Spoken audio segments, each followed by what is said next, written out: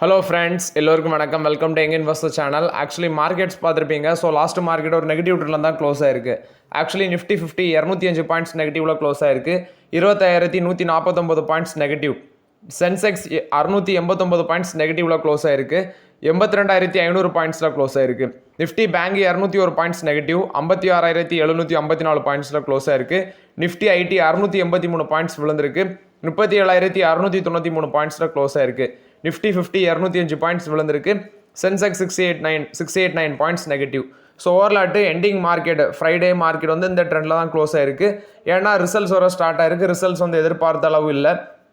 Results வந்ததில் ஆனந்த் ரதி மட்டும் தான் பாசிட்டிவ் இருந்துச்சு. ரிமைனிங் முக்கியமானது டாடா எல்க்ஸி, டிசிஎஸ், அடுத்து பார்த்தீங்கன்னா இன்னொரு பங்கு அதுவும் வந்து நெகட்டிவ் ட்ரெண்டில் தான் ஓவராலாட்டு க்ளோஸ் ஆயிருந்தாங்க. ஐஆர்இடிஏ எல்லாமே நெகட்டிவில் தான் இருந்துச்சு. ஏன்னா மார்க்கெட் எக்ஸ்பெக்ட் பண்ண லெவலில் ரிசல்ட்ஸ் வந்து பெர்ஃபார்மன்ஸ் இல்லை.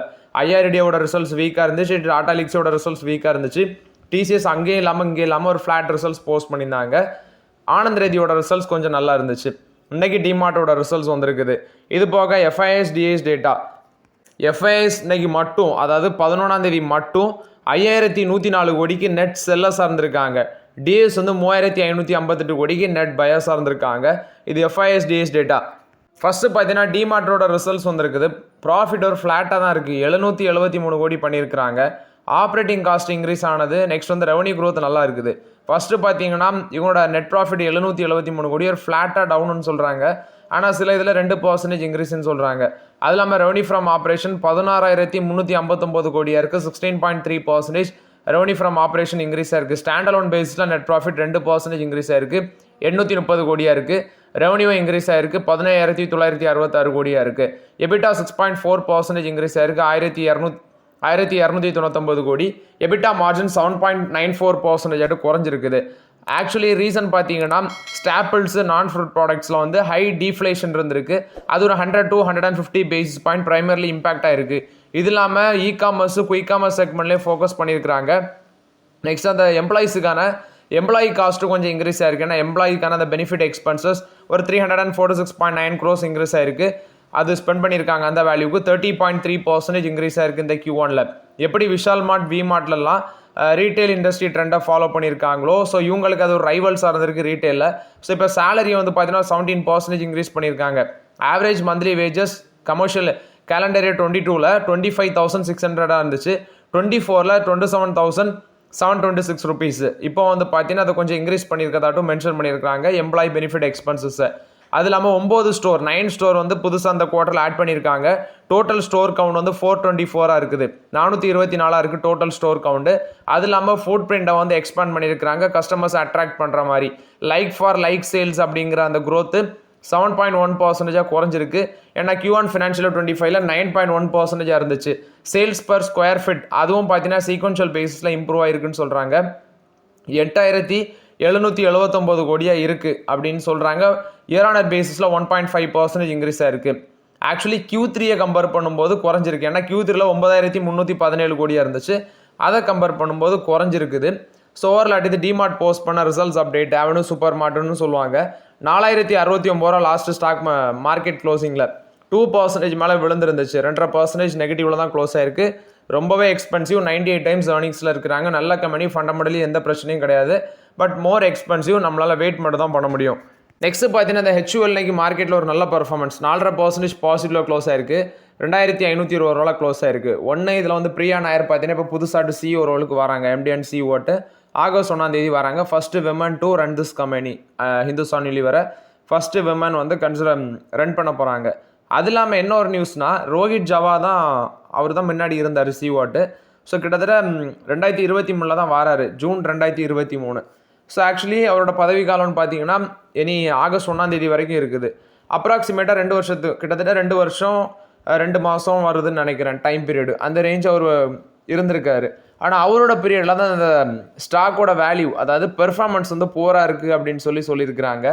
ஒஸ்ட்டு பெர்ஃபார்மன்ஸ் இந்த CEOவோட லாஸ்ட்டாக இருந்தால ரோஹித் ஜவா, அவரோட பவரு கீழே வந்து கம்பெனி ஒஸ்ட்டு பெர்ஃபார்மன்ஸ் பண்ணியிருக்கு அப்படின்னு சொல்லி மென்ஷன் பண்ணியிருக்கிறாங்க. ஸோ இது வந்து ஹிந்துஸ்தான் யூனிலிவரை பொறுத்த வரைக்கும் update.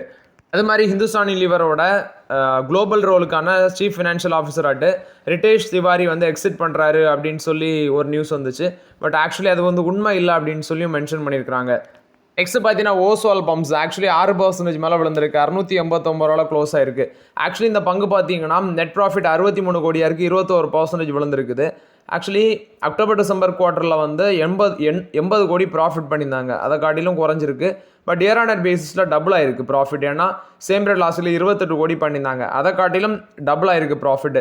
Revenue from operation 364 crore பண்ணியிருக்கிறாங்க, 3.98% குவார்டர் ஆன் குவார்டர் பேசிஸ்லையும் இயர் ஆன் இயர் பேசிஸில் 58.37% இன்க்ரீஸ் ஆயிருக்குது. டோட்டல் இன்கம் 365 கோடியாக இருக்குது, டோட்டல் எக்ஸ்பென்சஸ் 283 கோடி இன்க்ரீஸ் ஆயிருக்கு. ஸோ ஓவராலாட்டு ஸ்டாக் வந்து 689 ரூபாவில் இருக்குது, 6% மேலே விழுந்திருக்கு. ஸோ ரிசல்ட்ஸ் பெருசாக எக்ஸ்பெக்ட் பண்ண லெவலில் இல்லாததுனால அந்த ஸ்டாக் நெகட்டிவில் இருக்குது. இப்போ ஜூன் 20 தான் பார்த்தீங்கன்னா ஐபிஓலே வந்தாங்க, ஐபிஓ ப்ரைஸில் லிஸ்ட் ஆனாங்க. 584 614 ரூபா பர் ஷேருங்கிறது அந்த ப்ரைஸ் பேண்டு 634 லிஸ்ட் ஆயிருக்கு, இப்போ 639 இருக்குது. இந்த பங்கு நான் ட்ராக் பண்ணுறது கிடையாது, பட் இதோட ரிசல்ட்ஸ் வந்துச்சு, அதனால நான் அப்டேட் பண்ணுறேன்.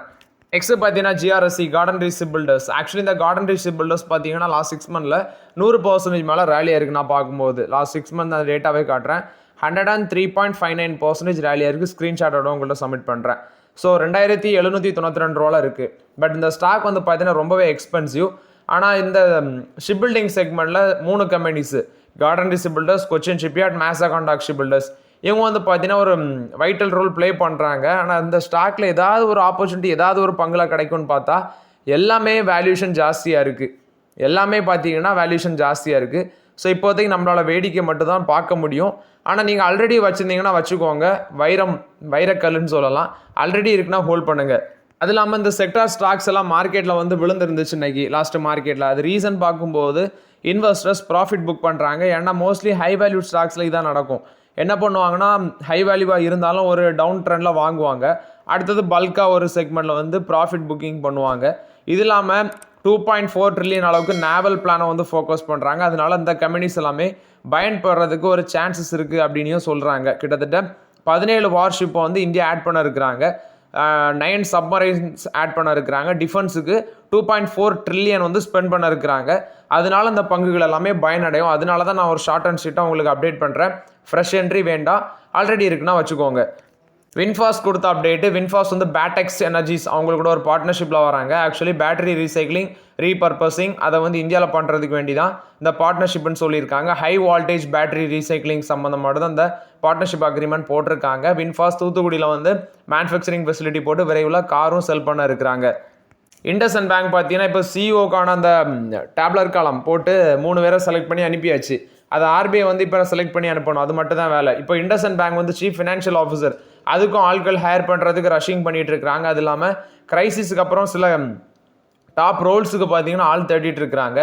அது corporate loan verticals, executive, internal audit function இதெல்லாமே கரெக்டாக கவனிக்கிறதுக்கு ஆட்கள் வந்து ஹையர் பண்ணிட்டு இருக்காங்க இண்டஸ்இண்ட் பேங்க். ஸோ கேண்டிடேட் வந்து பார்த்தீங்கன்னா மினிமம் வந்து 30% ஹைக்கு இருக்கணும் அப்படின்னு சொல்லி பேசிட்டு இருக்கிறதாட்டு சொல்லியிருக்காங்க. ஸோ அதனால தான் போயிட்டு இருக்குது. விரைவில் இதெல்லாமே அப்பாயின்ட் பண்ணி முடியும்னு நினைக்கிறேன். இது இண்டஸ்இண்ட் பேங்கை பொறுத்த வரைக்கும் அப்படின்னு இந்த வாட்டியாவது நல்ல ரிசல்ட்ஸ் வருமாங்கிறத பொறுத்திருந்து பார்க்கலாம்.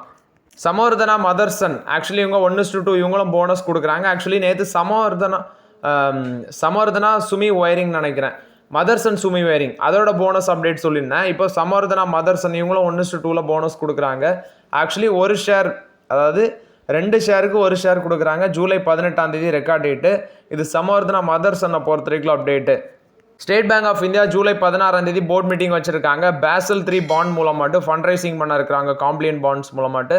ஸோ கிட்டத்தட்ட பார்த்தீங்கன்னா ஒரு 15000 கோடி ரைஸ் பண்ணுறாங்க. டயர் 2 பாண்ட்ஸ் மூலமாட்டு ஒரு 5000 crore, additional tier 1 tier 2 bonds மூலமாட்டும் டிரான்ஜே மூலமாட்டும் ரைஸ் பண்ணுறாங்க. ஸோ 7.42% ஒரு 15000 கோடி ஒரு 5000 கோடி, அந்த 15000 கோடிக்கு வந்து 7.42%, என்னது 5000 கோடிக்கு 7.33% சொல்லியிருக்கிறாங்க. இது வந்து பார்த்தீங்கன்னா SBI State Bank of India கொடுத்த அப்டேட்டு. டெஸ்லா வந்து ஜூலை 15 ஃபஸ்ட்டு ஸ்டோரை வந்து இந்தியாவில் மும்பையில் ஓப்பன் பண்ணுறாங்க ஜூலை 15. ஸோ அவங்களோட கார் டெலிவரிஸை வந்து ஆகஸ்ட்டில் ஸ்டார்ட் பண்ணுவோம் அப்படின்னு சொல்லியிருக்கிறாங்க. ஆகஸ்ட்டில் அந்த காரை வந்து டெலிவரி பண்ணுறதை ஸ்டார்ட் பண்ணிடுவாங்க. இது வந்து டெஸ்லா கொடுத்த அப்டேட்டு. மோட்டிலால் ஓசால் 28% கிளென்மார்க் ஃபார்மால் அப்சைடு இருக்குன்னு சொல்கிறாங்க. ஆக்சுவலி ஒரு கேன்சர் ட்ரக் டீல் நேற்று போட்டிருந்தாங்க, அபிவியூன்னு நினைக்கிறேன், அவங்களுக்கு கூட தான் போட்டிருந்தாங்க. நான் அப்டேட் பண்ணியிருந்தேன் லாஸ்ட் வீடியோவில் கூட. ஸோ அந்த அபிவியூ கூட வந்து ஒரு கேன்சர் ட்ரக் டீல் ISI 2001 அந்த கேன்சர் ட்ரக் டீல்னால இவங்களுக்கு $700 மில்லியன் அளவுக்கு பெனிஃபிட் இருக்குது.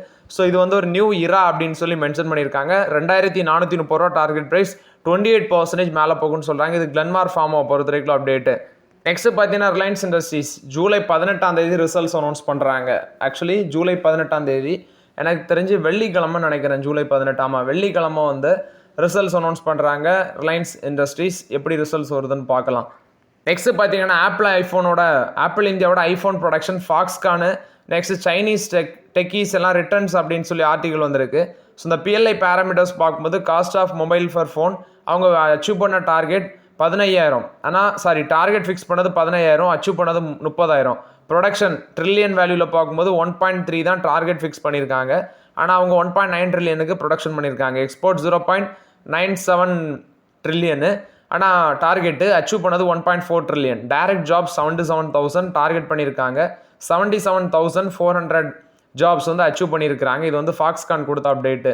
அதானி கிரீன் எனர்ஜி வந்து ரினியூவபிள் எனர்ஜி கெப்பாசிட்டியை 45% ரைஸ் பண்ணியிருக்கிறாங்க. 17,816 மெகாவாட்டாக இருக்குது. இது அதானி கிரீன் எனர்ஜி கொடுத்த அப்டேட்டு. மோட்டிலால் ஓசோல் என்ன அப்டேட் சொல்கிறது, சுஸ்லான் ஒரு 24% மேலே போகும். கரண்ட் லெவல்லேருந்து 82 ரூபா வரைக்கும் போகும்னு சொல்லி பை ரேட்டிங் கொடுக்குறாங்க. இப்போ 65.92 இருக்குது. இதில் என்னோட ஒப்பீனியன் நான் சொல்லிட்டேன். நான் வந்து வாங்கினேன், ஒன் சர்டன் ஆஃப் பீரியடுக்கு அப்புறம் எக்ஸிட் பண்ணிட்டேன். இப்போ ஃப்ரெஷ் என்ட்ரி எடுக்க முடியுமானா வேல்யூஷன் ஈக்குவலாக இல்லை, கொஞ்சம் ஹையாக இருக்குது. அது வந்து நம்ம தான் முடிவு எடுக்கணும். ரிலையன்ஸ், அதாவது அனில் அம்பானியோட ரிலையன்ஸ் டிஃபென்ஸு 10,000 கோடி நாங்கள் இன்வெஸ்ட்மெண்ட் பண்ணுவோம் நெக்ஸ்ட் 10 இயர்ஸில் ஏரோஸ்பேஸ் செக்மெண்ட்டில். ஸோ 2028 ஜெட்டு லான்ச் பண்ணுவோம் அப்படின்னு சொல்லியிருக்கிறாங்க. டசால்ட் கூட வந்து பார்ட்னர்ஷிப் வச்சு இதை லான்ச் பண்ணுவோன்னு சொல்கிறாங்க. ரிலையன்ஸ் இன்ஃப்ராஸ்ட்ரக்சரோட கம்பெனி தான் ரிலையன்ஸ் டிஃபென்ஸ். அவங்க வந்து இந்த அப்டேட்டை கொடுத்துருக்காங்க. Puravankara Q1 sales update வந்திருக்குது. ஸோ 6% புக்கிங் ரைஸ் ஆயிருக்கு, 1124 கோடி. ஹையர் ப்ரைஸஸ்னால இது சாத்தியம் அப்படின்னு சொல்லியிருக்கிறாங்க. Sales volume 1.25 millions per square ஃபீட்டாக குறைஞ்சிருக்கு. ஏன்னா same period last year 1.29 million square ஃபீட்டாக இருந்திருக்கு. ஸோ அது கொஞ்சம் குறைஞ்சிருக்குது. நெக்ஸ்ட் பார்த்தீங்கன்னா டெஸ்லா இது ஸ்டார்ட் பண்ணுவாங்க ஆகஸ்ட்லன்னு சொல்லியிருந்தேன். நெக்ஸ்ட் ஹியூண்டாய் மோட்டார்ஸோட ஸ்டாக் ப்ரைஸ் இன்னைக்கு 2% மேலே போயிருந்துச்சு. இவங்களுக்கு டார்கெட் ப்ரைஸ் ஃபிக்ஸ் பண்ணியிருக்கிறாங்க. 2,600 ரூபா பெர் ஷேர் ஃபிக்ஸ் பண்ணியிருக்காங்க. 12 month target price.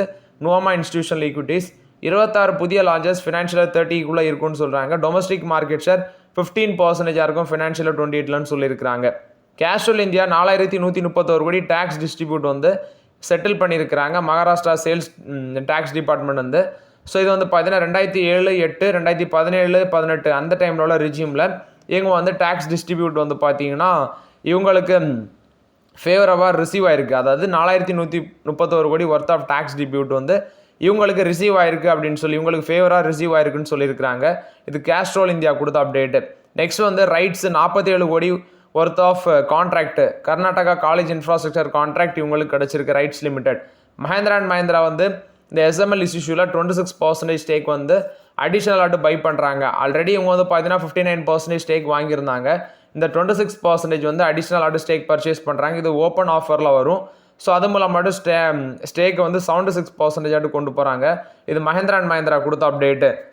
Walmart own பண்ணுற கம்பெனி தான் ஃப்ளிப்கார்ட். இவங்க எம்ப்ளாயிஸுக்கு பார்த்தீங்கன்னா சில பெனிஃபிட்ஸை கொடுத்துருக்காங்க. $50 மில்லியன் ஒர்த் ஆஃப் ESOP வந்து பைபேக் மூலமாட்டு ஒரு 7,000 ஸ்டாஃப்ஸுக்கு வந்து பார்த்தீங்கன்னா கொடுத்துருக்காங்க. இது வந்து ஃப்ளிப்கார்ட் கொடுத்த அப்டேட்டு. கிட்டத்தட்ட 430 கோடி ஒர்த் ஆஃப் பைபேக் மூலமாட்டு ESOP வந்து பார்த்தீங்கன்னா அவங்களோட எம்ப்ளாயிஸுக்கு கொடுத்துருக்காங்க. கிராசிமோட ஷேர் ப்ரைஸ் 3,500 ரூபா வரைக்கும் போகும் அப்படின்னு சொல்லி மார்கன் ஸ்டான்லி டார்கெட் ப்ரைஸ் சொல்கிறாங்க. கரண்ட் ட்ரெண்ட்ல வந்து 25% மேலே போகணும்.